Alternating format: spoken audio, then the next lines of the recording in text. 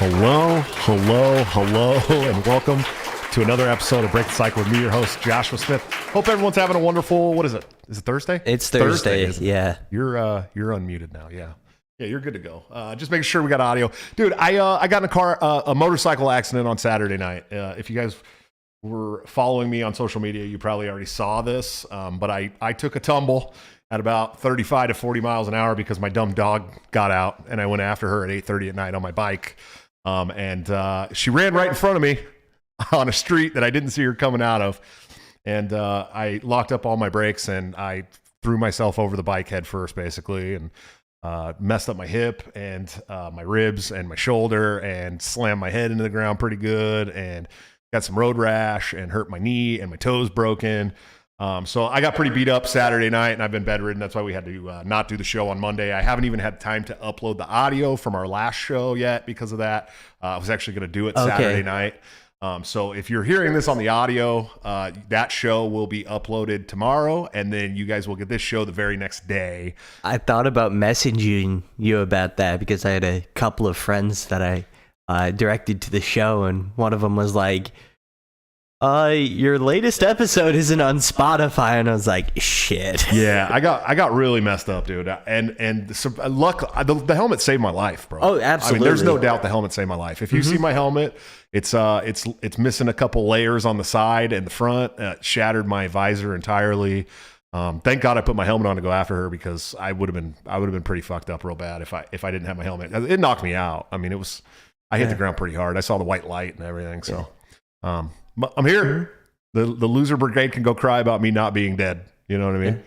And I did my due diligence with you to make sure that I didn't have to force you to go to the hospital because I was conversing back and forth with my mom when I was asking you a shitload of questions, and if she would have given me like you should go to the hospital, I would have fucking dragged your ass to the hospital. No, Julia was like, Julia is like that, almost as anti-hospital as I am, you know what I mean? So what happened was I wrecked.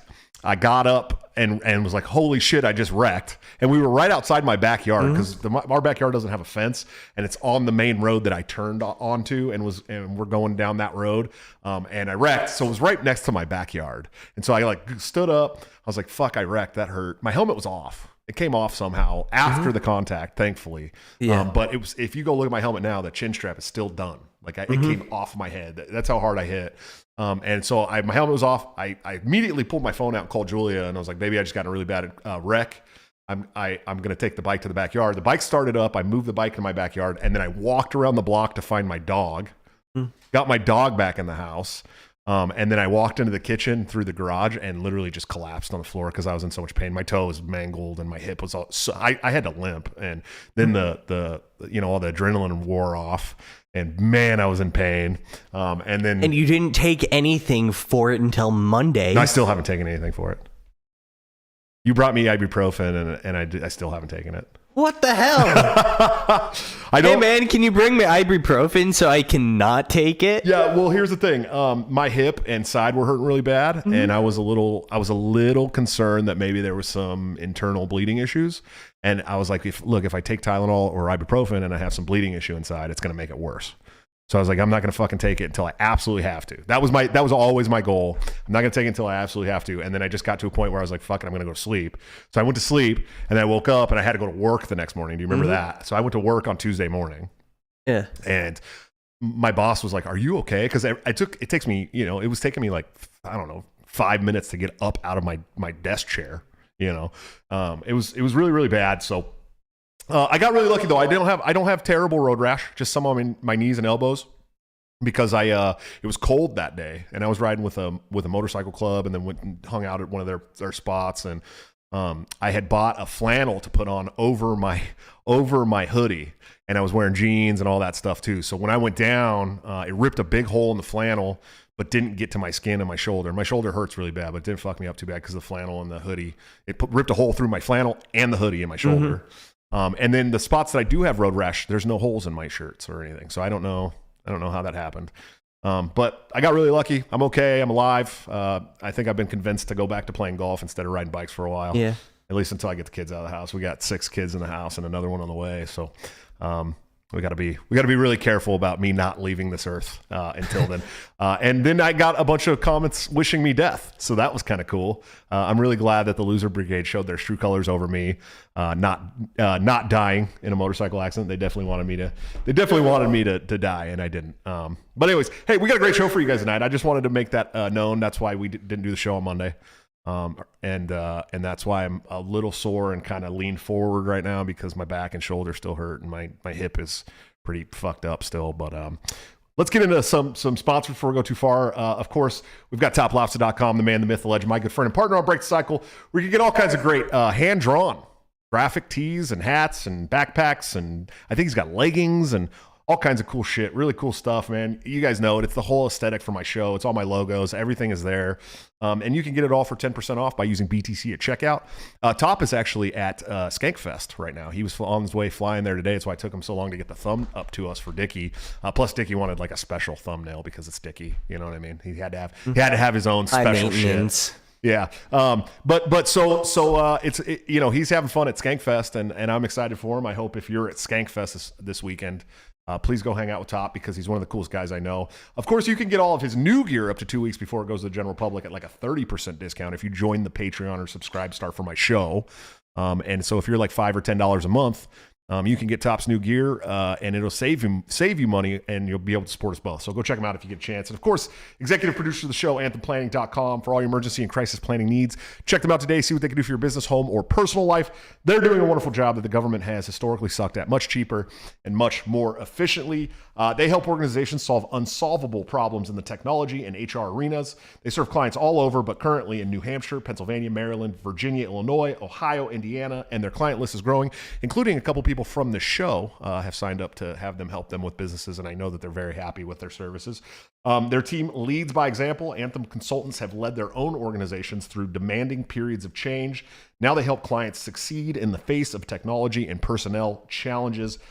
Definitely go check them out, man. I promise you, they're great people. They're going to help you grow a business and be ready for whatever comes your way. Because, you know, if you're starting a business,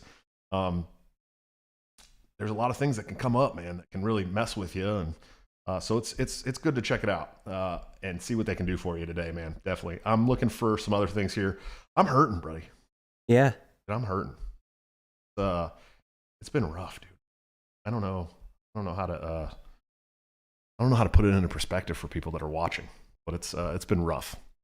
And of course, Colwell Creative Content, also executive producers of the show. They specialize in things like SEO to help your site rank well on Google or other search engines, website design, optimized website content writing, optimized blog posts, copywriting, social media content management, newsletter writing and design, ghostwriting and editing services, resume and cover letter writing. And they'll work with all kinds of clients, including real estate, addiction treatment, mental health, healthcare, banking and payment processing, but not the Federal Reserve or the CIA podcast. Yeah. And they've worked with just about every industry, even libertarian political candidates and influencers, such as my good friend and mentor, Larry Sharp, who's amazing. If they're good enough for Larry Sharp, they're good enough for you. I promise. The guy trains CEOs, dude. That's his whole thing. He trains people that are going to go into billion-dollar markets and control those assets. So they're great people. I definitely go check them out. They've been in business since 2012, and they've worked with hundreds and hundreds of clients. So please go check them out today. See what they can do. Help you get in front of your target audience, man. That's what they're for. They're going to help you. They're going to help me get in front of my target audience, and we're going to help them get in front of their target audience. It's, you know, scratch my back, I'll scratch yours. You know, good people. Man, I'm beat up, guys. I love you guys, though, man. Thanks for being here. Sorry we missed out on you on Monday. We got a great show for you tonight. I'm very excited. Good friend of mine who has never been on my show and should have been on my show quite a long time ago. I'm sure that's the case. He's an amazing dude. He is, I believe, at this point, just the producer and propagandist for Tower Power Hour, which, you know, if you've listened to my show for a while, you know that I honeypotted them into starting that show. I was like, yeah, let's totally do it. We're going to do it. And then I finally went on episode 8 and then like another episode like 14, and I haven't been on one since. But he is Mr. Dickie Walnuts, sir. How are you doing tonight? I am good, man. I'm glad to hear you're doing okay, and glad to hear that I didn't have to be the faggot to make you get off your bike, dude. Glad you're doing it on your own. Yeah, that was me. No, yeah, that was it was Julia that was finally convinced me. So Julia was very mad at me. Okay. Yeah. Oh, I'm sure. No, like very mad at me. Like I'm not even going to take care of you mad at you because I told you not to get a bike. And she's like, you got 6 kids, you can't be riding a motorcycle. And I was like, look, we don't have enough room in the minivan for everybody anymore. There's too much, and I hate waking the baby up in the morning because we share a minivan, right? And I hate waking the baby up in the morning to go to fucking work and all that shit. And so it's like, I'll just buy a bike. It was like the beginning of summer. Like it was like spring. And I was like, I'm going to buy a motorcycle and then I'll just ride the motorcycle to work. And that way, it'll be nice for me. It'll be fun. And you guys don't have to get up. And I can, if you guys are going somewhere, I can meet you on the bike and we don't got to worry about it. And so I was fine for months. I actually bought a cheap bike, and it sold that bike to upgrade to another bike and got a really nice cruiser. And then I wrecked the fucking really nice cruiser. Of course, the cruiser's fine. Only thing that happened to it is the crash bars on the side are scratched up and one side view mirror. It's saved. The whole bike is saved, dude. We got really lucky. So, but brother, how you been, man? What have you been up to? You got anything in the works? What's Tower Power going on? I heard you're getting married at some point. No, you're having a baby. That's what it is. You're already married. Yeah. I've been married for 2 years, but yeah, we have a son on the way. So very glad it's a boy. I was actually originally hoping for a girl first. I don't know if this is true, but I assumed that an older sister takes more responsibility if I have another sibling later on. But yeah, that's what we got going on, man. I've been honestly slacking with Tower Gang. There's probably a reason you've been on more times than me. Yeah. Because if it's not technology issues, it's the fact that I haven't made enough videos for them. But I got some things in the works I'm working on right now. So you've made some great fucking videos though, dude. And I gotta give it up. Before I even knew who Dickie was as a human, I only knew him as a Twitter guy. I was like, he had made a really funny video that I enjoyed, and this was around the time when I was going to bring on John Hudak, and then kick John Hudak off, and then bring on Tower Power Hour, right? Instead, because I didn't actually want to have John Hudak on the show. I just wanted to make him think I was going to bring him on and then kick him off on air because he's a piece of shit. And I reached out to Dickie. I'm like, yo, Dickie, I saw your video you made. It was pretty dope. I like that. Hey, can you give me your phone number? Like some random dude on Twitter is like, yo, can I get your phone number so I can call you? I got something I need to talk to you about. So I called him. I'm like, dude, we got to make this video. I got this idea, right? Where, it's like all of a sudden there's lightning and thunder and it starts playing the fucking, the Undertaker theme song and shit. And then it's like, flashes of Tower Power Hours, like best lines, and then all of a sudden they pop up on the screen and we call him a loser and a fag and all that shit and kick him off. And that's what he did for me. And we ended up having a really funny show. Actually, that show was really watched. And there was a lot of people that were mad at me about that. Oh, you can't even have like a good discourse with John Hudak. I was like, dude, John Hudak used to be my friend. Literally used to be my very good friend.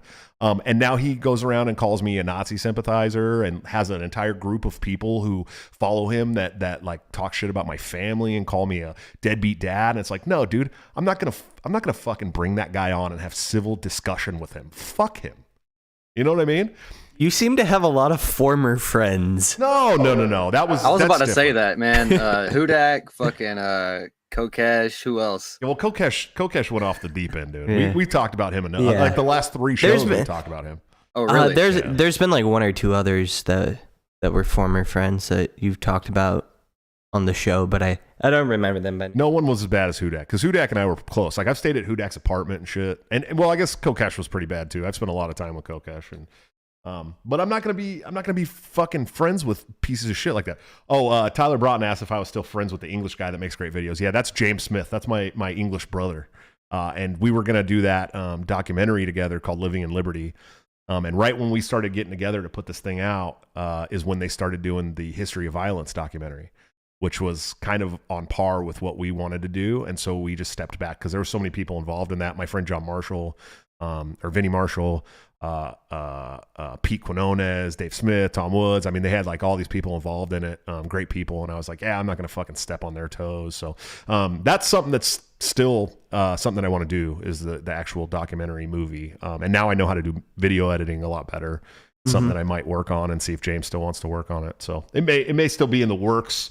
Also, what's up, Joshua Smith? It's my 69,420th kid, Joshua Smith. He says this is an inverse allowance. Thanks, buddy. I appreciate it. He said he's been a member for 2 months. I really appreciate it, dude. So we got to talk about Kanye West. What do you think, Dickie? Listen, holy shit! Listen, This is how we're starting the show. Kanye is a genius, and he is the oddest of a generation. Are you sure you want me to start off on a topic that involves God's chosen people? Are you sure? Dude, it's not God's chosen people, buddy. It's the global elite. Okay, you have to say the global elite on YouTube. No, here's the thing, dude. You know that I'm half Israeli, but I obviously have my own gripes with Israel. We know that, and Zionists really? In general. Hadn't heard. Yeah, I've been a little. You've never mentioned it. I've been a little before. open about it. I think the fact that we send them, we only claim that we send them $3 billion a year, but we've been doing this for decades. Is a farce. I think that they control a lot of what we do in the Middle East, which is really bad. I think a lot of what the wars that we fought, the never-ending wars, are due to our ally Israel asking us to do those things, or being a part of those things, or even some stuff with Hamas and all that. It's pretty bad. So there's kind of like a conspiracy theory in the country, or not in the country, but in the world, that the global elite are Jews. That's something that people that's something that people talk about quite a bit. The global Sounds elite. pretty far-fetched to me. Yeah. Okay. So that's that's a conspiracy theory. I want to make it clear we're on YouTube, of course. That's how it is that the Jews have taken over media, and what else? The media and the government, Hollywood, and the government, the banking system, and which I think there's some truth to. Yeah, Hollywood and the banks. Like for sure. there is a disproportionate level of representation. When Jewish people of Jewish faith, especially the Ashkenazi Jews, started migrating to the States, that was what they got into, was finance, entertainment, stuff like that. So it would make sense that there is a lot of Jewish representation in those areas. It would make sense. And then Ashkenazi Jews are the group of people with the highest IQ, and they buddy. Are you about to drop the bell curve on the show right now, dude? Is that what you're doing? I was gonna say they're disproportionately representative of people that qualify as geniuses. Right. Up there with Asians as well. I got called a white nationalist the other day. So Jeremy Kaufman. Yeah, I saw that. I wanted to talk with him about that tweet on Monday. The makeup show's on Monday. So Jeremy Kaufman will be on the show on Monday. Jeremy made a post saying, "Hey, look at these test scores. This proves without a doubt that there is IQ disparities between races, right?" And the top one was Asians. Top one, right? Yeah. And everyone's like, "Oh, you're a white nationalist. I can't believe you're buying into this, you Nazi, this and that and this and that." And I walked in there, I'm like, "Yeah, dude, because white nationalists totally want to tell everyone that Asians are smarter than them, right? Like that's totally something they want to do." And then somebody would saying that white nationalists regularly claim Asians as their own. And it's been like 2 years since Asians were considered white people. You got an Asian wife, Dickie? You can't be white nationalist. I'm sorry. Look, man, our kid's IQ is going to be through the roof, man. Yeah. So there's this conspiracy theory that Jews control everything, and that we're all kind of like, the goyim or whatever you want to say is we're just being controlled by them. Okay. That's not nice to say. Spike calls us Gentiles. Gentiles. Yeah, it is really nice. And he does make really kind Sabbath memes for us every Saturday, which is nice, I don't know if you've noticed that, but he does wholesome Sabbath memes. Yeah, I've seen that. Yeah, and he's a great Jew. In fact, the first time I met Spike, I'd been on Spike's show several times, which is a blast. It used to be a blast. I don't know if he's still doing the show, I think. So we'd never met in person, but we talked a lot. And he told me, I like cream cheese and smoked salmon and lox and all that shit. I'm like, dude, it's such a Jewish thing. Okay, perfect. So we're going to bring him some smoked salmon. So I brought him smoked salmon the first time I met him, and he ate it right out of the thing right there at the spot. I was like, yes, dude. But so Yeezy, who's some people might say crazy, some people might say genius. He's bipolar. Like, there's a fine this line. is known, and like a lot of people that walk that line of crazy and genius are bipolar. Yeah, I'm also bipolar. And that's something that I've been diagnosed with when I was about 12, if you can believe that. That's when they decided to diagnose me with a bipolar disorder. But he kind of, I don't even know that he really, did he even really say the conspiracy theory, or did he just say, I'm going to DEFCON 4 on the Jews? I didn't pay too much attention to it, but it was something like, isn't it weird about this and this, something Jews? Right. And that was about it. Well, and he said that the Jews created cancel culture. That's what it was. Yeah, Well, he asked who he created implied cancel it. culture. Yeah, he implied it. So it was like one tweet about something the Jews, and then the tweet who created cancel culture. What were you going to say, Dickie? Yeah, he implied it. So he asked who created cancel culture, by the way, after he said an amazing tweet about, he mentioned the Jews, and he's, by the way, I can't be anti-Semitic because we black people are the original Jews or something like that. Yeah, he definitely, and then, he pulled out the we was Kangs thing for sure. Oh, he did. Yeah. We was rabbis.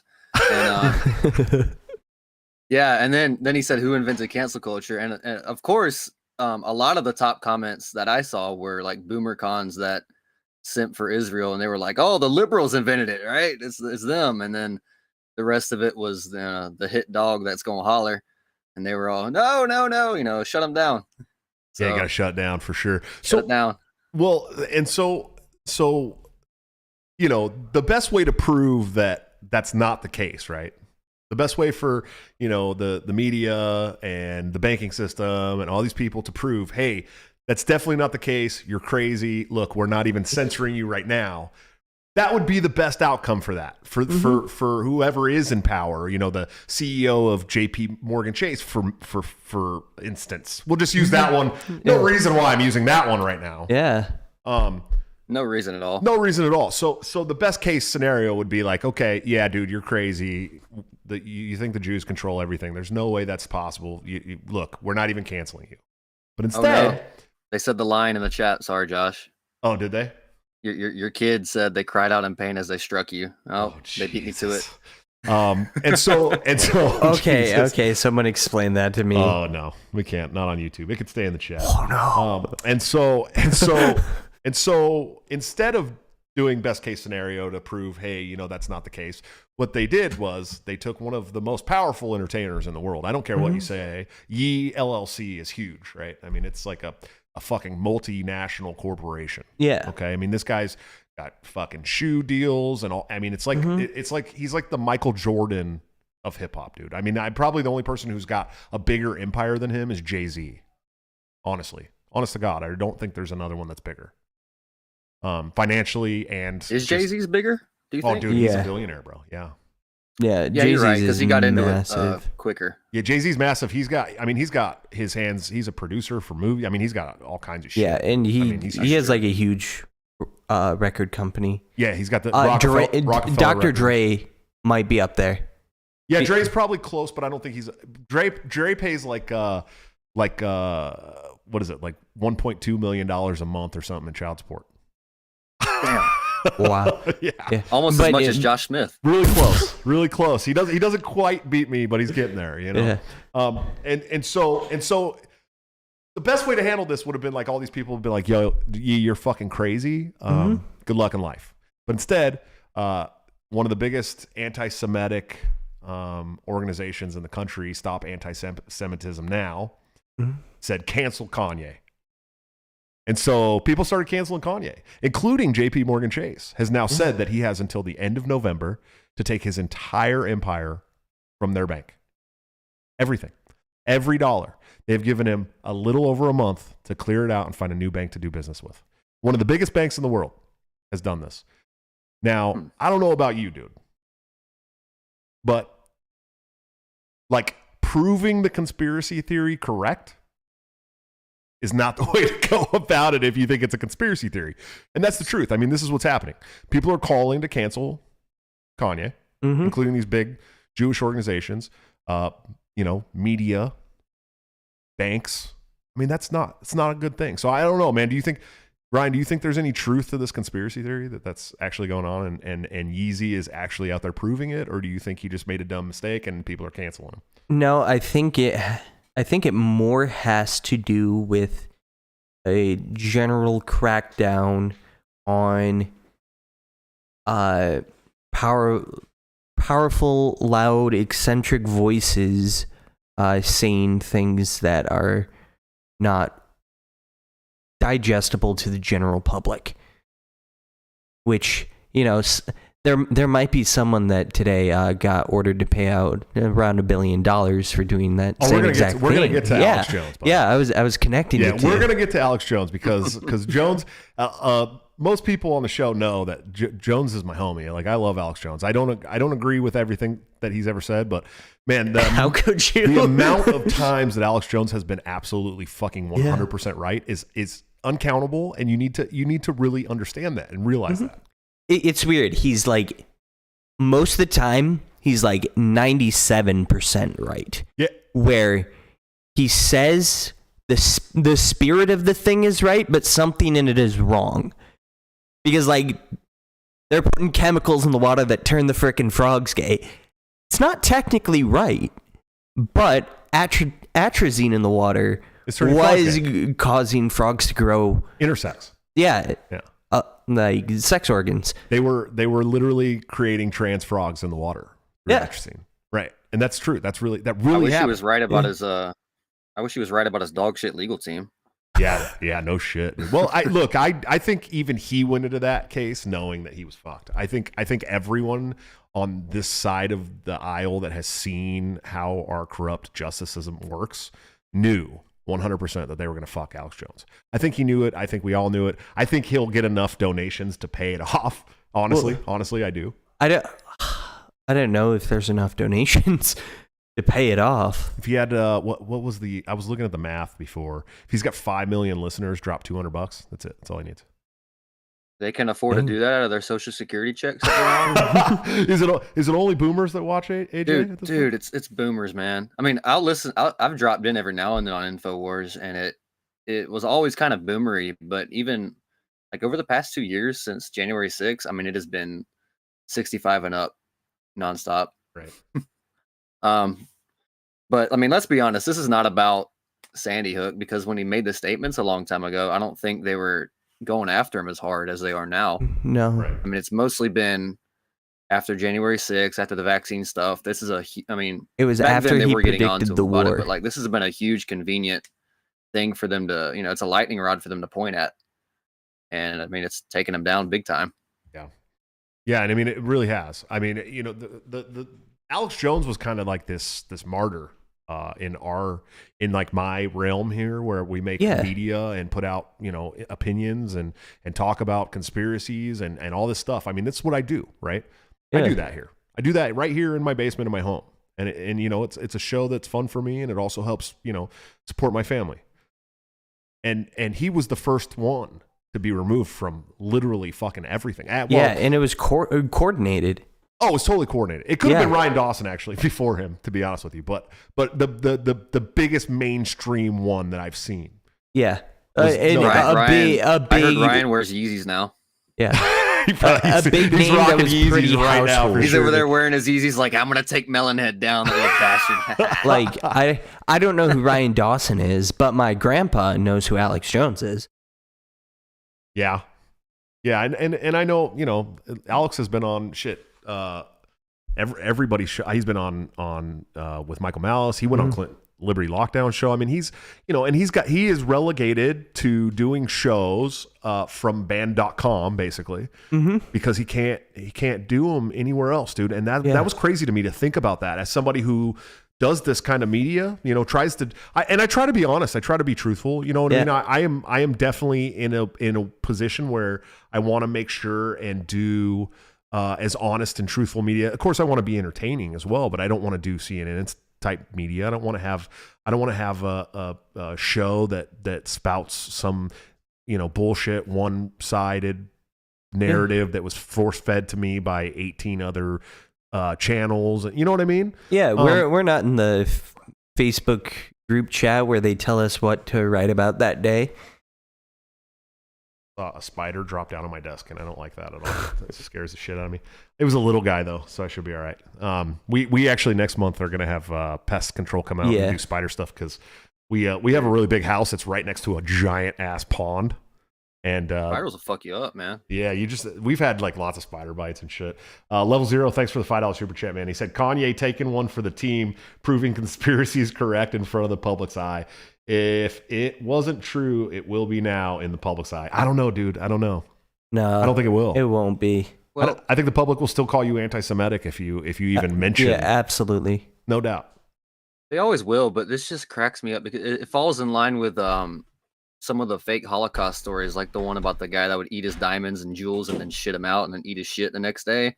Like, I have never not heard a that. true. What the fuck? Okay, well, that's a story. The guy was preserving his family diamonds, and he would, eat them every day as they or every 2 days as they pass through his body. But like, even if that were true, you don't want to, put out that stereotype even more than it exists. Right. Yeah, that would You're so greedy, that would you're have gonna eat your diamonds in perforated jail. It's like kind of his how bowel. He would have died from that. nowadays they're just proving him, proving his stereotype that he's putting forth correct. If they're just gonna cancel him. Well, and I think especially we with live his in a massive cancellation culture, like society right now too. It's like if nobody wants to hear anything that offends them, or they want you canceled. No, you're not allowed. There's like a the list of no words that you're not allowed to say in public is longer than the list of genders. You know what I mean? You're not allowed to insult anybody. When I was a kid, you know what I mean? Like in the 90s, the shit we said to each other in the locker room or on the sports field or, in when we're hanging out with the homies, like it would have gotten us so canceled today. I mean, we would probably, if it was Canada, we'd be in jail. And I'm talking, I grew up in a place that was majority black and Mexican. And they said worse shit than I ever said. You know what I mean? And they would probably be canceled. They would probably be in jail in Canada. And it blows my mind that in 20 years, we went from a society that was very hard to offend, a society that celebrated South Park and Richard Pryor and these wonderful, great comedians that did not fucking hold back, to a society that wants to get rid of Dave Chappelle. Like, it doesn't make any sense to me whatsoever. And they want to promote, what's her dick, the one Australian chick. She had, I can't even. You're talking about Tracy Ullman? No, you're not that old. You're not old enough to remember she Tracy put Ullman. out what I can't in good faith call a comedy special, but she put out a comedy special. It's one of the lowest rated things on Rotten Tomato. Are you talking about the androgynous, like, lesbian comedian? That's who you're talking about. I know something like about. that. Why can't I think of her name? Dude. She's fucking terrible, dude. She looks like Nick Sarwark. Now is such a good time to be a comedian. She's fatter. Now's like one of the best times. Like, I fucking wish I was funny, because I'd be making a killing, because you can say just regular stuff that we grew up with, and because it's offensive, people love it. Like, the people that whine and bitch about it don't matter. They're not going to watch you anyway. But somebody like Dave Chappelle or Joe Rogan or Joey Diaz or, somebody like Joey they're not Diaz PC at all. Hilarious, dude. I fucking love Joey Diaz. He's my favorite motivational speaker. I listen to his podcast, and he'll just tell stories of him being a fuck up and then turn his life around or whatever somehow. When he fucking gravelly laugh. Well, first of all, I want to say that the man's a god, because he literally said, if you're having buffalo wings, okay, and the guy's from New York, he knows a thing or two about buffalo wings, right? Yep. And he said, if you're having buffalo wings with ranch, fuck your mother. Yep.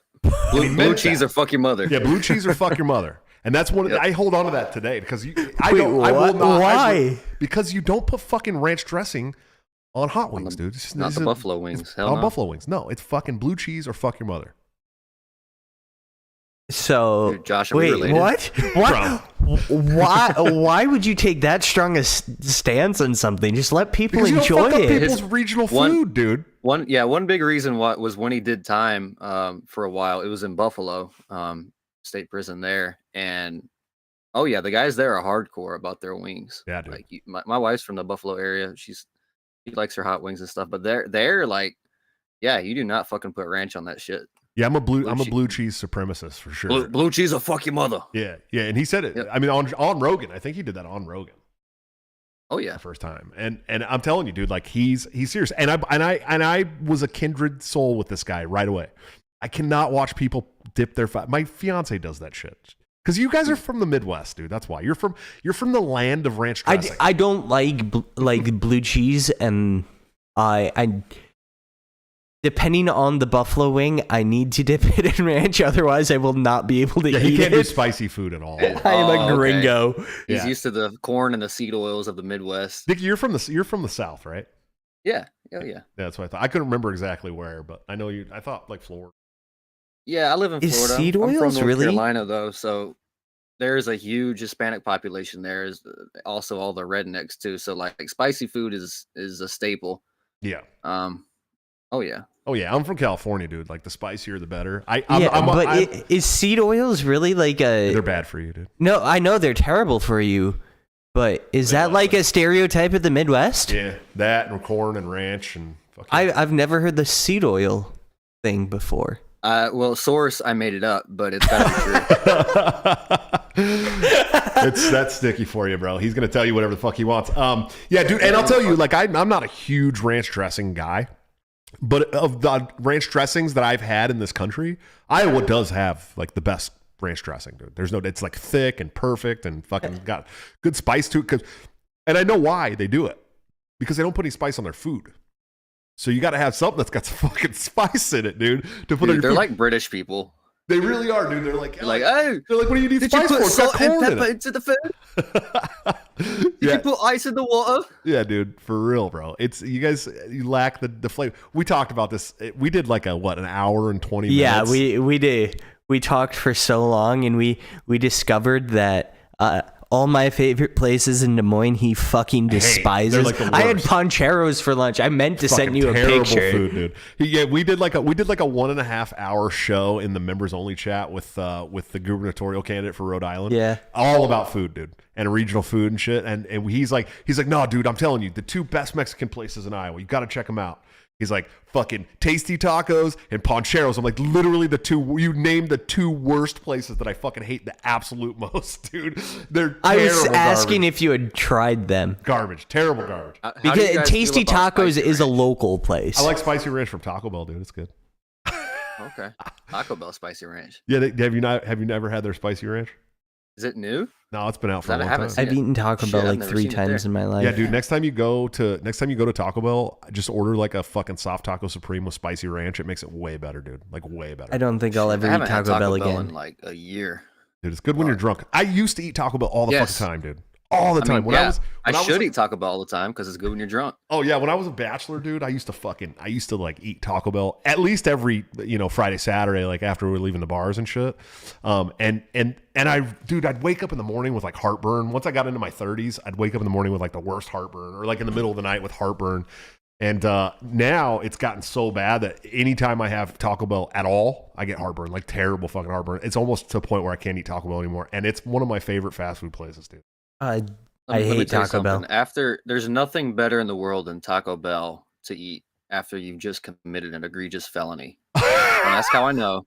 That's crime food. Once you've done something very illegal, Taco Bell just makes it so much better. Oh, dude, I just realized Joe the OP, what's up, man? He said Hannah Gadsby. That's who he was talking about. Yeah. That's It's who you were Hannah, talking Hannah about. Gadsby. She sucks, Yeah. dude. I wish I had a clip that I could play of her. She sucks, dude. She's the fucking worst. Like, you can't in good faith call it a comedy special. It's like some sort of fucked up slam poetry or something. It was like woke slam poetry trying to masquerade itself as comedy, and it was fucking really dumb. It was where I would rather watch 24 hours looped of Amy Schumer than ever watch that shit again. And it could have been funny if it was someone like Tim Heidecker who just goes out there and is like, aren't African American people great? Yeah, dude. Right? Like the satire shit's funny, but I want my comedy offensive, dude. Like that's what makes comedy. That's what makes it comedy, is when it's offensive or when it plays up on stereotypes, because those stereotypes 9 times out of 10 are real. And that shit's funny. When they make fun of white people, dude, dancing, or they make fun of, the way white people talk, or they make fun of any white people stereotype that I either do or I have friends or family that do, that shit's funny to me because it's the fucking stereotype that I know that I laugh at outside of comedy. So like, why would you want to take that kind of comedy away that you actually, as a person, identify with, that makes it personal, that makes you laugh thinking about the stories of your own family or your own friends or parties that you've been to? Why would you want to cancel that kind of comedy when it's the kind of comedy that you actually identify with? Doesn't make any sense to me. Okay, Well, the short answer is a lot of people that do it are fellow comics that suck. I'm not kidding. Joe, like Diaz will talk about it all the time. Rogan will talk about it. Adam Nutter has talked about it before. Like, it's just people that are hacks and they suck and they just can't. They can't make talent. Well, they don't have talent. They can't make good stuff for themselves. I mean, it's like with the people that fucking wish you were dead and crashed on your bike and died. Right. And they have nothing good to offer this world, and they're a bunch of fucking losers. So the easiest thing for them to do is just make shit flow downhill and attack somebody else. Well, and it's and I gotta say it like this, dude. Like, if you canceled every Joe Rogan and every Dave Chappelle, I'm still not watching Hannah Gadsby. Yeah. You know what I mean? I'm still not doing it. Yeah. What is I'm a gonna go female find Shane Gillis and Mark Norman and if you guys canceled like that. every George Carlin special and every fucking Eddie Murphy Raw and every fucking Richard Pryor and every good comedy that I've ever watched, I mean, belly hurting laughing comedy that I've ever watched, I'm still not putting Hannah Gadsby on. I just rather not watch comedy anymore. I'm gonna go find Tim Hawkins, he's a Christian comedian. I'm not who gonna plays, watch him either. He's actually pretty funny. No, because they'll find a way to cancel him, dude. Yeah, they will. You know what I mean? And I'm just not doing, if you cancel all of my favorite heroes of comedy or heroes of media or any kind of, You get She-Hulk. yeah, and then you try to force She-Hulk and Hannah Gadsby down my throat, I'm gonna laugh Will you at watch you. Brendan Schaub? Yeah. I will watch Brendan. I will watch Brendan Schaub. Brendan Schaub gets a lot of fucking hate, by the way. I actually like Brendan Schaub, dude. I'm not Isn't gonna lie. he? Does Is get a he lot the of hate. former MMA fighter? He's the one, Okay. the fighter and the kid, and Yeah, people absolutely fucking hate him. I don't get it. I've never understood why, dude. He's great, man. I like Brendan Schaub. I don't give a shit what anybody says. From what I understand, he is just an absolute dick, especially to other comedians. Really? Yeah. I don't know, man. That's kind of what I've heard. Mhm. I mean, then again, it just could be people that you don't get along with. I mean, I'm sure there's tons of people that think I'm a dick, and I am. But Yeah. like, some people like me, so I know people think I'm a dick. Yeah. But there's you enough kind of people, are. There's enough people that watch The Fighter and the Kid and Brendan Schaub to make him. I mean, he's a millionaire, dude. Yeah. And it's because of his show. So there's got to be people that love him. I like him. I never had any problems with him. And I liked him. I liked him when he was an MMA fighter too. I thought he was going to do a lot better than he did.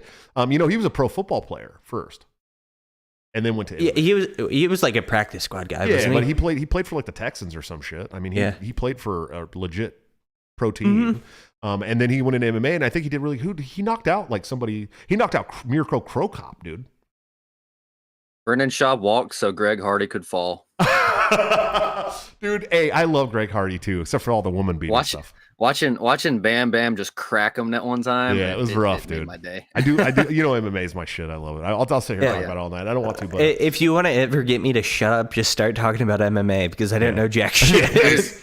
Dude, there's a big card coming up on the 22nd, man. We're gonna be watching that shit. Shout out to Cult of Us podcast with their Patreon. You get into the Discord and watch fights for free. Oh, nice. Yeah, and if you're watching the show, if you drop super chats, guys, you can always ask questions or be a interactive part of the show. I know we stopped doing super chats for a long time. People just stopped doing super chats, and I think some people forget about the fact that we can make it. We're live, so we can always talk about them on air, whatever you got questions and all that stuff. Yeah, and you can always like the video and subscribe to the podcast, share it with your friends. Yeah. That's share it with too. Hey, people share it with more than just your friends. People come in and have fun in the live chats. Retweet this shit. Share it. Fucking help me grow the platform. Comment afterwards. Twitter like fucking kneecapped me, dude. Like they really did, because I had I was like one follower away from 20,000 when they pulled my Twitter account and just fucking kneecapped me for months, dude. I'm almost at 200. Dude, you're killing it, buddy. Killing it. I'm I'm back over 2,200 now, so we're going in the right direction. But So what else were we going to talk about? We were gonna talk about Alex Jones. Oh, that's right. We need to dive and into that this. We really do need to dive in this. So we're talking hundreds of millions of dollars, dude. They fucking find him. Right? Yeah, essentially Almost $1 billion. Yeah. Was it almost $1 billion? Was it 900? 957 million. Exactly. Jesus. At that point, it's $1 billion. Yeah. Yeah. This is essentially He's $1 billion. And not only is it to the families, it is to a fucking FBI agent as well. Right. What the actual fuck is that? The FBI should be paying us. I wish I had some imaginary kids that got killed so I can make $1 billion. Oh, Jesus. Dude. You can't say that. Oops. You can't say that, dude. Fuck. I'll call up my lawyer, damn it. Dude, everybody get on the lawyers right now. We're in trouble, dude. This is an InfoWars. I ain't worth shit. Sue me all you want to. Okay. This dude's like, what are you going to take from me? My kids? Fuck out of here. Okay, one of the strangest parts, I've talked with people about this, and one of the strangest parts about it is there's some narrative that he refused to take part in Discovery at all. Right. No, he took part in Discovery. That's how else would the prosecution have the entire contents of his phone, including nudes of his wife? Where? Well, I want to talk about so actually he had some really great one-liners during the trial. If you've paid attention, I think more people should have watched this trial than they should have watched the fucking Johnny Depp trial. By the way, you know what I mean. Oh, by the way, thanks for the super chat, Libertarian Podcast Review, $10 super chat. You rule. He said, "Hi, Dickie." What's up, man? You know who. It is. Also, they would have watched it if Alex Jones would have at least hired a lawyer that was worth a damn, aka one that was hot as Depp's lawyer. Dude, she was a fucking beast. By the way, did you watch the Johnny Depp trial at all? No, I didn't really. I watched every minute of the Kyle Rittenhouse trial. Oh, I did too. Yeah. Yeah, and then Same. I just didn't get into the Johnny Depp trial. So I didn't watch the Johnny Depp trial at all, but I've seen almost the entire thing because my fiance literally watched the entire thing. And so she'd send me clips, all the like important shit all the time. She'd be like, you got to see this. This was hilarious. You got to watch this. Because she was like watching it for entertainment value. I mean, yeah, it was a soap opera. Yeah. And in fact, it was on when we were driving to the national convention. And so she was just like with her headphones in the front seat watching the Johnny Depp trial. And then like she'd be like, sweetie, you got to watch this. You got to check this out right now. I'm like, I don't care at all about the Johnny Depp trial. Like at all. I think Amber Heard was probably lying. It was pretty clear to me. But I also know a lot of crazy women. Psychopath. Yeah, I know a lot of crazy women. She's a narcissist at least. It had all the fixins for crazy Josh knows psycho. crazy women. I had never heard that. What's up, Magoo? Put hexes on you thanks and for the shit. $5 super chat, Magoo. He said, nice to see the show back again. Dickie fucking rules. Magoo is a cool thanks, dude, Magoo. man. I'm a big fan. And Garbage Man, what's up? Garbage Man's in the chat. He said, Josh broke my podcast, Sherry. That's true. I did bring him on the show, and that was a fun show. I had a good time talking. We get to talk about the family law system. We've both been kind of through that system. That was a good episode. Yeah, I it was remember really- that one. Well, Really good. I haven't been through it at all. No, it was me and Garbage Man. Oh, okay. You weren't on the show yet, buddy. You were You didn't looking come at on the me show when until you I said. couldn't. You didn't come on the show until I couldn't pay you to help us move. And then I was like, oh fuck, dude, I got to do something for this guy. You know, fuck it, I'll put him on the show. You know, why not? No, I enjoy having you on the show. And if you watched our last live show with AJ Fisher, he's going to be coming on the show now regularly too. So we'll have a couple people in the studio constantly because AJ was fun to have on. Man, he's fucking cool. Brett. I always fuck up Brett's last name. Lindenfelser. He $10 super chat. He said, first super chat ever. You got to get a true taste of winter and come out ice fishing. He lives way up in like northern fucking Minnesota, dude. Oh yeah. I can't go ice fishing like that, dude. I'll die. Well, the thing is, what you do is there's like a tent. Sit in that. Get a generator outside of it, and then you get a space heater in the tent, and then you sit there and drink beer and have You a think the pull in the fucking water. Eskimos had all that? Gotta be authentic, bro. Dude, I don't know. Brett is a savage like fucking Minnesotan. He may not do all that. He may actually Like, go set in the cold. Yeah, and do that shit. I could do that. Although Go sit in Drinking the beer cold while you're for a ice while. fishing, gotta be nice. I don't, won't your beer just fucking freeze in your hand, dude? Maybe. What the fuck It's you know? been You're old. you live in Florida, Dickie. What the fuck do you Yeah, know I don't about know. ice fishing, dude? We're gonna ask this guy. He's from Minnesota. Look, Me? man, we I'm have not some from awesome- Minnesota. Yeah, I'm it's- from Iowa. Yeah, but Iowa is Minnesota Junior, bro. Didn't you? You don't know that? No, That's it's literally not. what it is. Same thing. Just a little. It's just like 10 degrees warmer. That's it. We're And fucking less cold. It's cold polite here, dude. and more corn, and our women have all their teeth. Yeah, Brett said in the chat. He said I do sit outside in the cold too, and he's laughing about it. So I knew it. He's a Minnesotan dude. He's even got the accent and everything, dude. And I think he's German too. You're German, right, Brett? He's German, so I mean, he's got it double. He's ready to be in the cold. For sure. I'm German too. Yeah. You guys love the cold out here. So I mean, listen. I think personally that at some point, Alex Jones can pay this off. I don't know. I think he's going to lose a lot of fucking assets before it gets paid off. I think Here's they're going to one take method. Huh? Here's one method. I have a question, Josh. So, are you planning to have any more kids? So we actually had, if you aren't aware, we had our first home visit today for our another adopted child. That I saw that. Yeah, he was born. He was born in February 7th. He is the younger sibling of my two already adopted children and my biological daughter, who just moved out recently, who has her second kid on the way. So we have those two, and then another one coming. But we are not currently planning on having any more biological children. Thank God, finally. Because we just had one in August too. We had our baby in August, right. August 17th. So we'll have 3 little boys in the house under 2 years old when we get our new boy, plus 4 others that are 5 and up, between 11 and 5. So it's not likely. We're going to do some natural family planning and see where we're at for a while.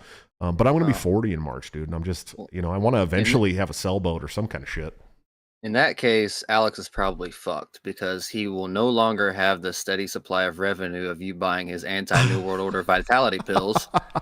I've literally never ever bought anything from Infowars.com. Yeah. You were so patient with that joke. Have you seen the before and after of whatever product that he supposedly used after 30 days? And it was just him like redder, like not even tan, just like sunburnt. Yeah, I've seen that. Hey Magoo, thanks for becoming a supporter again. I think you just re-upped his support because he's been around a long time, so I'm sure that you're in your support. Craig said Josh needs a bus and a small hotel for his family. We have the small hotel now. Yeah, we live in the small hotel now. Yeah, that's a fair description. Yeah, this is a big house. We have a very big house. We have the big house now. We do actually are currently trying to figure out how to get a 12 to 15 passenger van. In fact, we lost a lot of revenue from the show, and that was kind of what we were going to use it for, was trying to go forward to get the van big enough for everybody. So hopefully if we grow the platform back soon enough, we'll be able to do that, because we don't all fit in the minivan. We just don't. Yeah. Even currently right now, with the new baby coming, we'll be 2 over. Because it's a limo, bro. It seats 7. No, we're gonna get a Ford F-350 Econoline van, dog, with the 4th row. That's what we're gonna do. Okay. Yeah. Because they make them in flex fuel.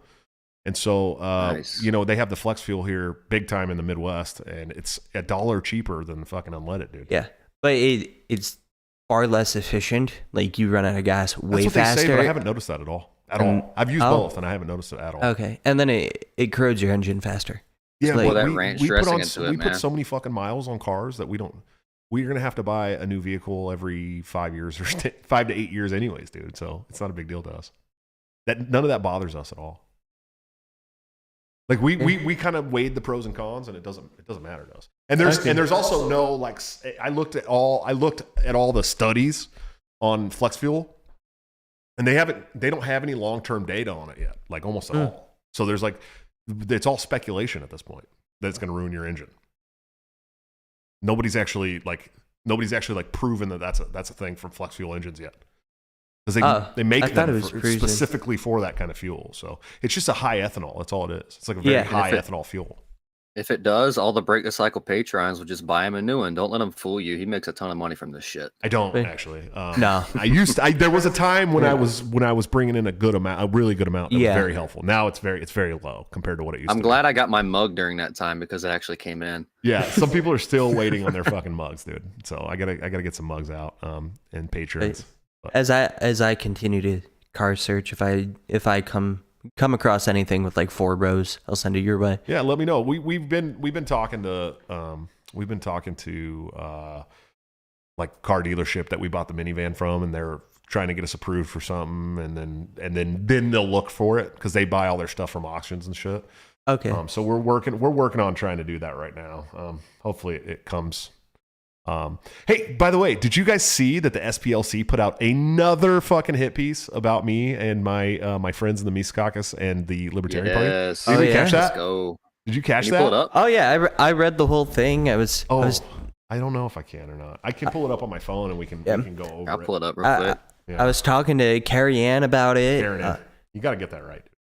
She's gonna sue you, dude. Okay. Go for it. I'm dyslexic. I'm sorry. You're not dyslexic, dude. You're autistic. There's a big difference. I can be both. Thank you very much. I guess. How long has he been a libertarian? Because that'll determine his level of autism. He's officially what? 10 months. Okay, so here we go. This is the article from the SPLC, who I fucking hate, and they put it on Hate Watch, of course. I haven't read this article. I was thinking about the other one. No, they just put this out like 2 days ago, and there was one on like Monday.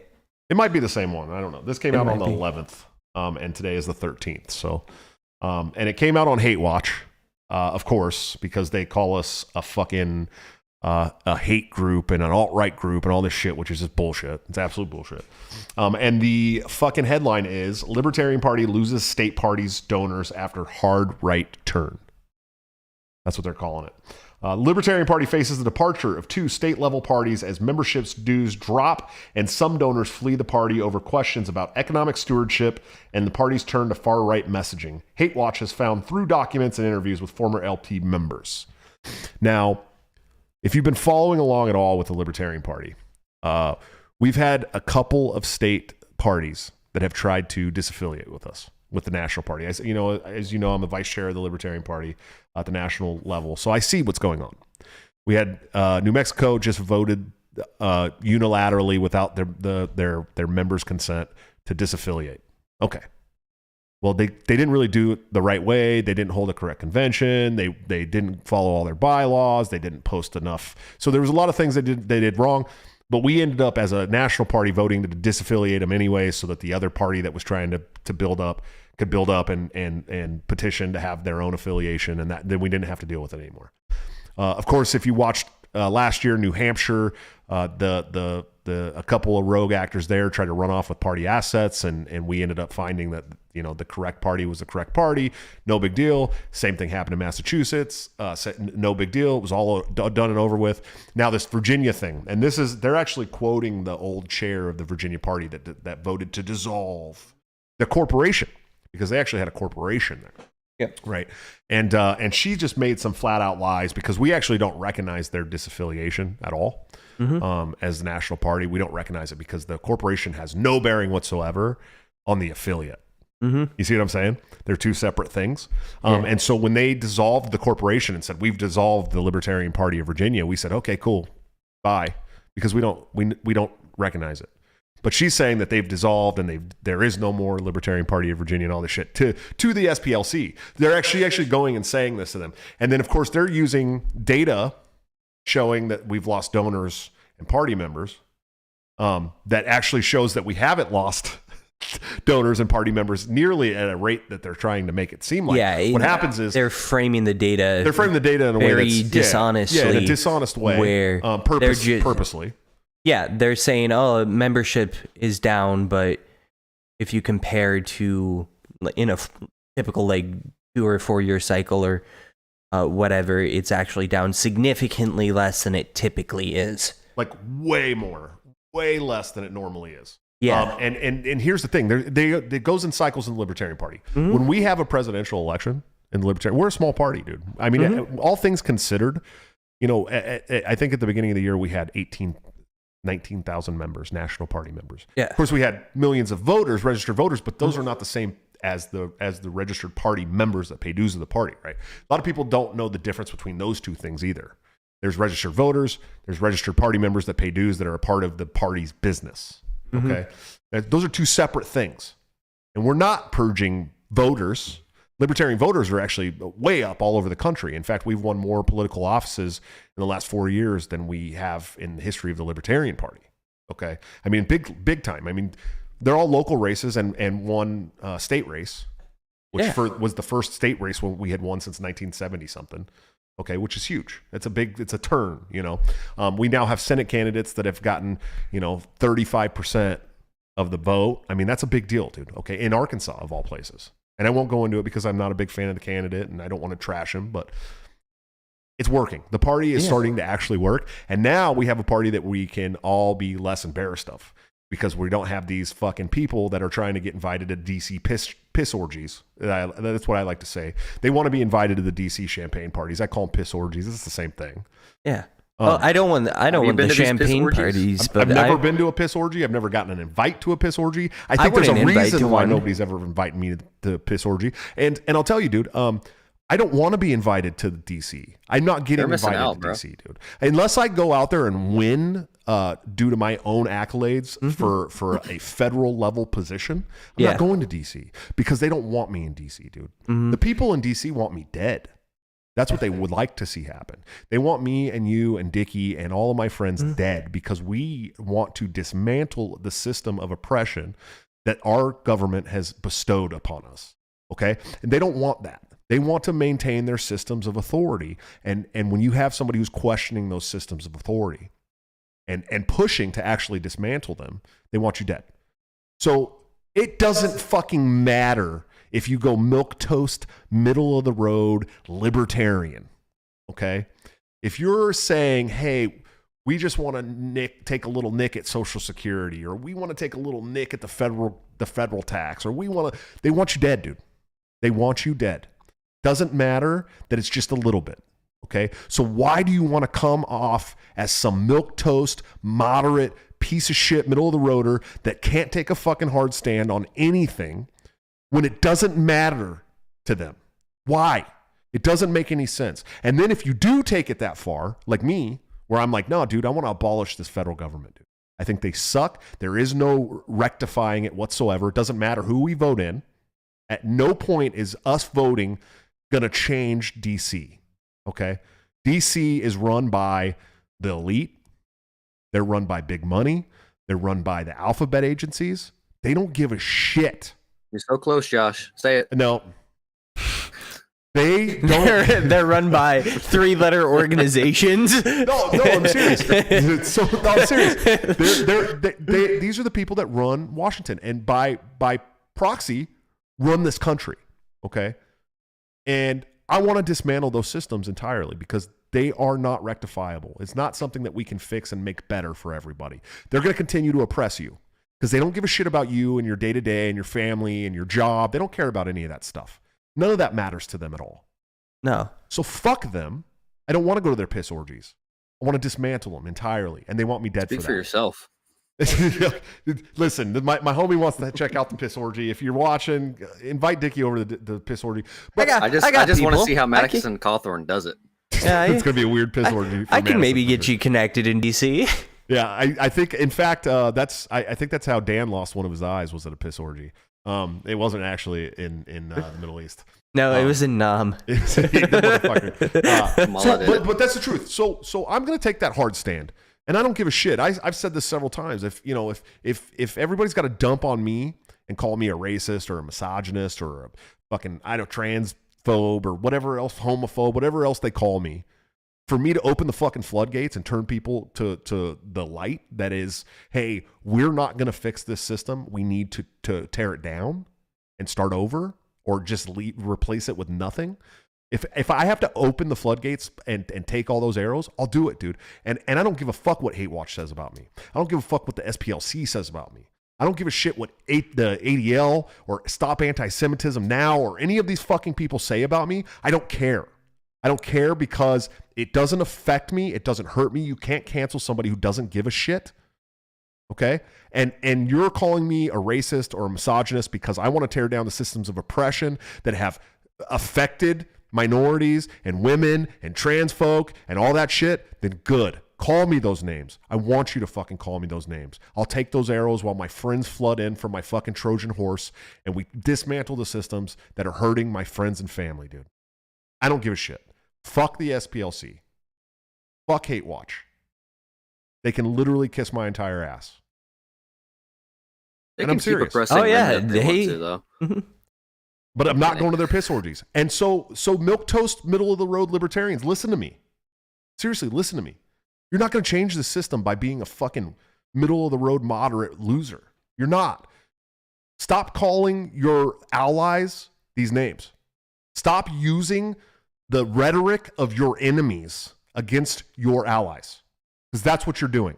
That's what you're doing when you fucking run these hit pieces. You're either a leftist in disguise who's working with them, or you're fucking hurting your own cause. Those are your two options. Knock it off.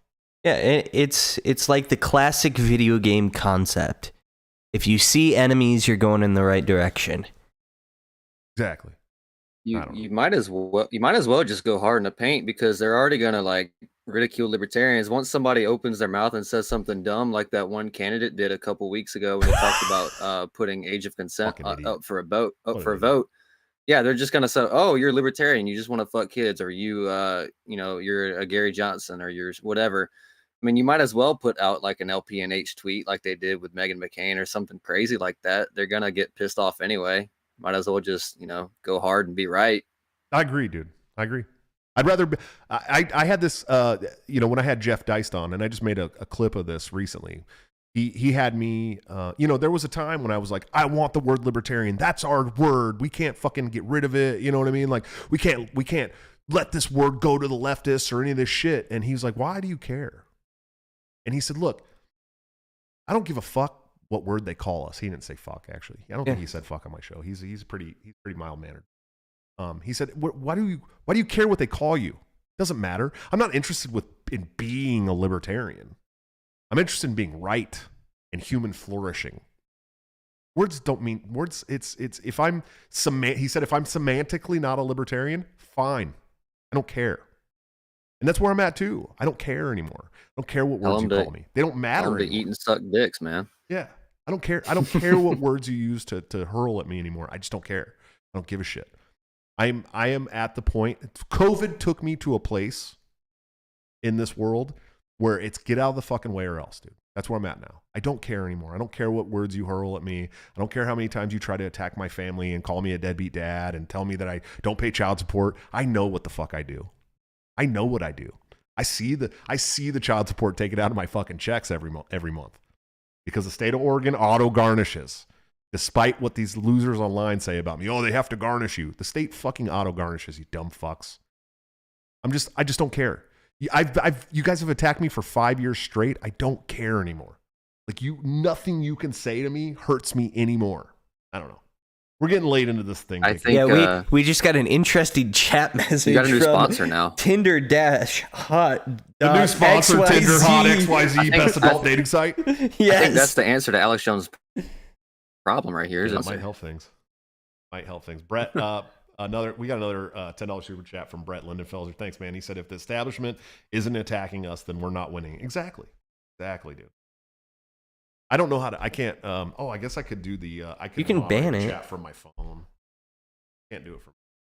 Shit, they couldn't even kill you on the bike, bro. Dude, they wanted to real bad. I'm just mad that I didn't come up with the joke first of the helmet was not protecting anything of value. That was Archie did that. Yeah, damn. I couldn't believe it was Archie. The one funny thing he's ever done. Fuck. It was pretty good. I'm not gonna lie. Oh look, are the chats going away? Are we getting rid of them? Yep, getting rid of them. I can moderate you all from my fucking basement, dude. What's up? There we go. Yeah, no, let's hear them out. Archie spends an impressive amount of time on Twitter. It's because he ain't got no fucking job, dude. Yeah. That's because listen. Twitter is real life to him. Him and his friends talk shit about how I have to raise money through the podcast or GoFundMe to do this and that and this and that. Nah, dog.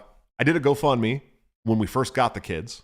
We first got the kids 2 years ago, because I was like, yo, dude, I didn't realize we were going to take all these kids on. If you guys want to help, that'd be great. And my supporters helped, and it was great. I really appreciated that. I've been working this whole time.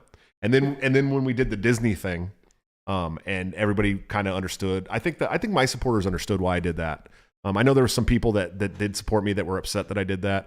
But you know, the kids had been through hell, and I wanted to give them a memory that they would take them out of that hell. And I think that was a great and it helped, dude. We got back from Disney and those kids were different kids, dude. I mean, different fucking kids.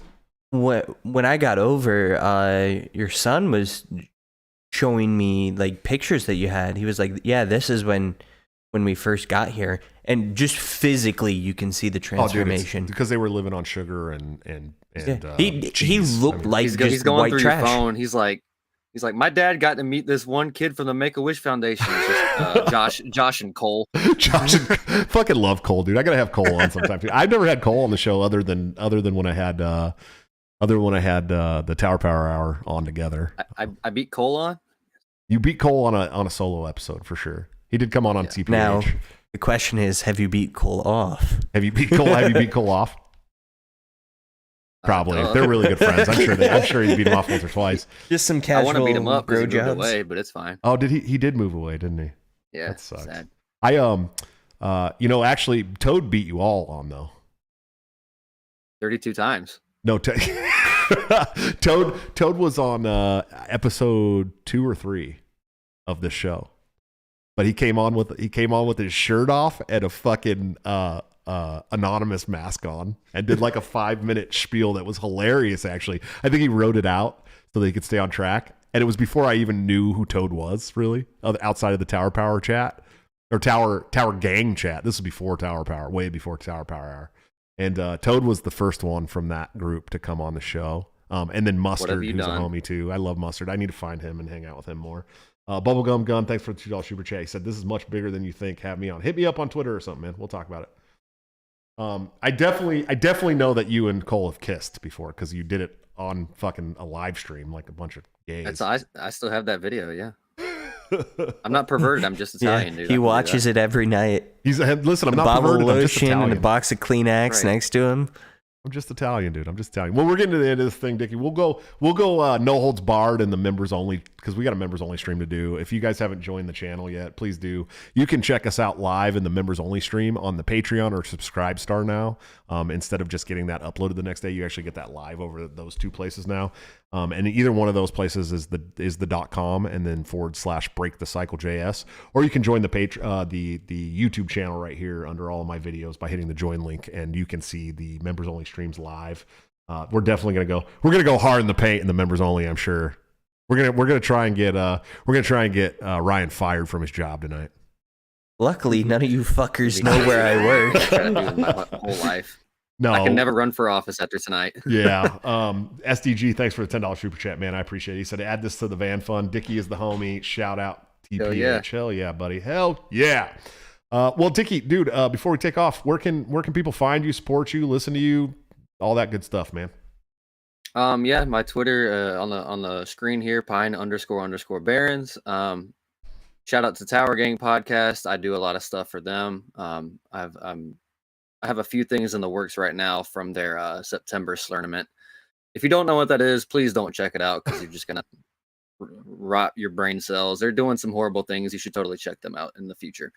Yeah, I make clip videos from here and there, special projects. I know Josh has had me do some before. So yeah, basically just a shit poster. The best. That's all I got. The best shit poster, buddy. One of my favorites. You know I love you to death. One day I'm going to give you that full wrestling match again. Coming. Oh geez, I don't. Yeah, let me have some alcohol beforehand so I don't feel the pain. I really appreciate you not cracking my head into the concrete. I was being really nice, buddy. We were just doing a little. We were doing a little pummeling. For fucking around. For people who don't know, I wrestled for 14 years. I mean, that was my sport of choice, and been to state championships several times. And I just come up to him hammered like, Josh, let's go. I was like, no, all right, buddy. No, he's like, no. and then we both got in a stance and just kind of pummeled, and then he's like, oh, dude, I was just trying to get a cigarette from you. I was. It was fun. I just needed a smoke. I kept reaching. He just keeps grabbing my wrist. No. Yeah, it's all about the wrist control, dude. That's wrist and head control. That's what wrestling is. 90% of wrestling is wrist and head control. If you don't know wrestling, it's a good sport, man. It's a little gay, but it's fun. A little gay. Ryan, you got anything? Follow me on Twitter at BulldogGamer28. Something else I'm gonna, but I completely forgot. What's the score to the game? Are you watching the game right now? No, I'm not. Oh shit! Nobody in the world right now gives a shit about the Washington Commanders and the Chicago Bears, dude. Like nobody gives a fuck. I mean, people that want an excuse to drink after-hour do. stream, we can call them the Redskins. Yeah, well, I call them the Redskins here. I just said the Commanders. That was probably the first time I've ever said the Commanders. I refuse to call them the Commanders. It's the Redskins. I have a good story from my previous podcast about that name change. Well, my team's in the NFC East, dude. And so I fucking hate the Redskins anyways, but I still refuse to lower myself to calling them the Commanders. Yeah.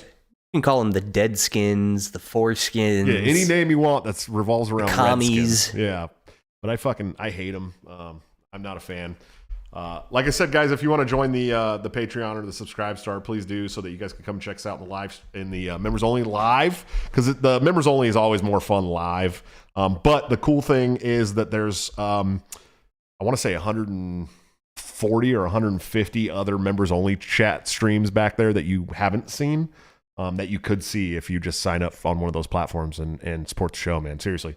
Good stuff. Tom Woods saying the F word, literally. I think I was the first podcast to have him say the F word out loud like that, dude. It's pretty fucking cool.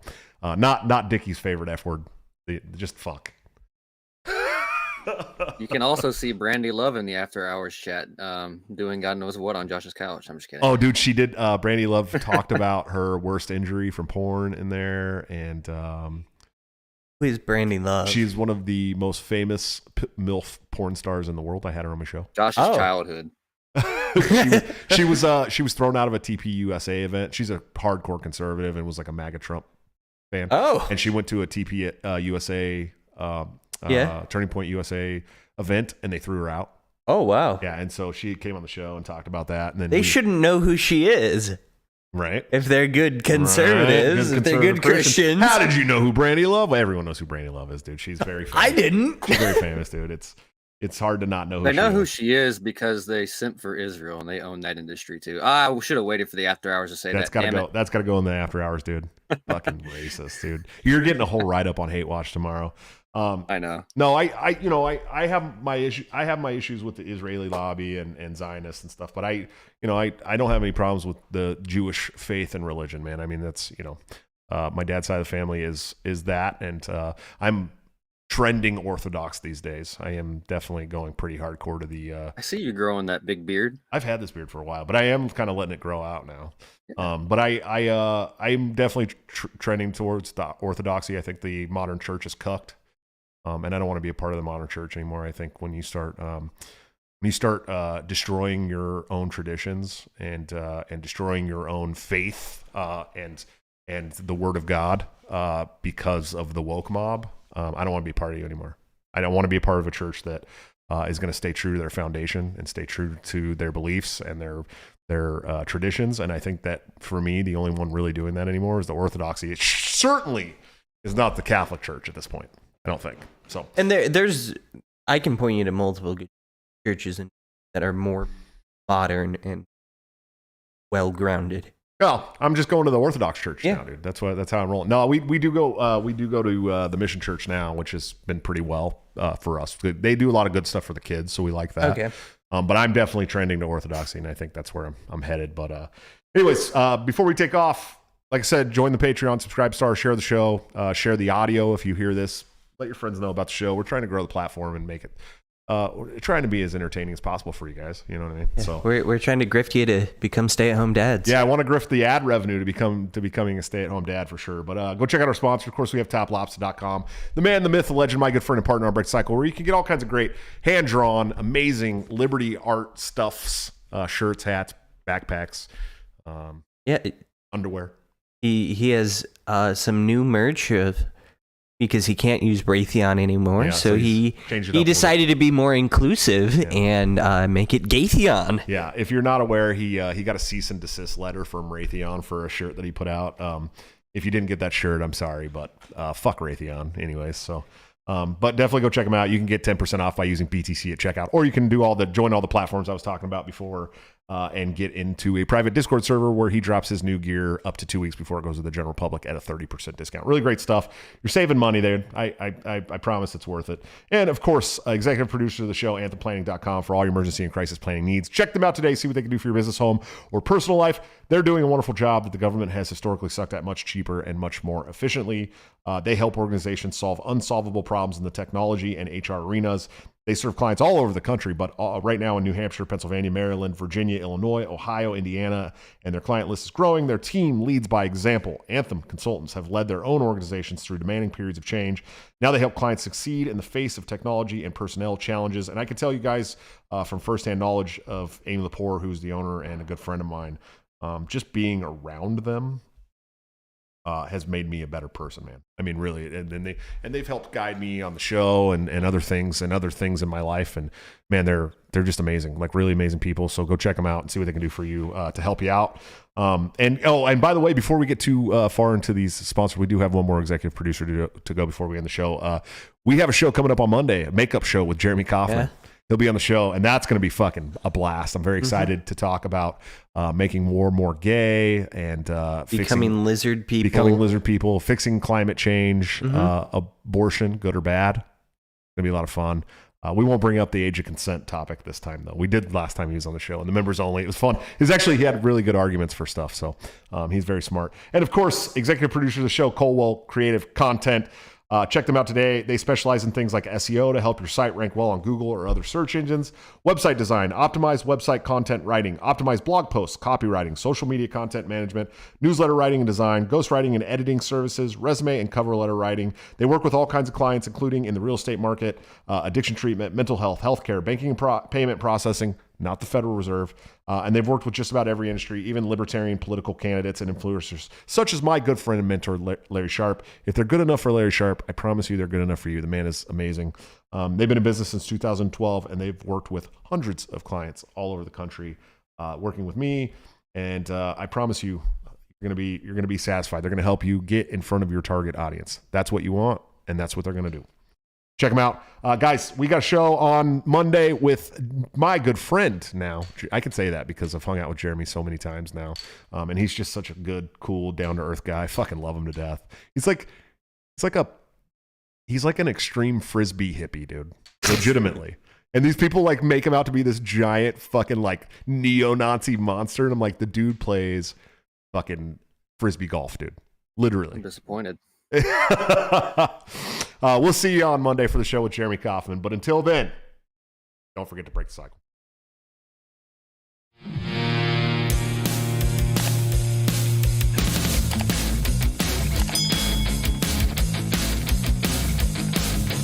Due to legal reasons, I just have to explain. The lyrics of my last song may seem to contain a violent call to action in the verse and refrain, but I just landed in Minecraft. The helicopter part was in reference to GTA 5 and the things you do. So when any violence you commit, I am not an excuse, because I just landed in Minecraft. A chipper is my friend and he's constantly cold. Accusations of incitement getting totally old. Make your own choices, yeah, you have control, because I just landed in Minecraft. Obviously I would never advocate force, unless there's due process and a trial, of course. And if you're convicted, we will make you a corpse. In Minecraft, just in Minecraft. Nothing I mean, you know it. No product theaters cause it closed for COVID. Holy shit, I think I'm poor.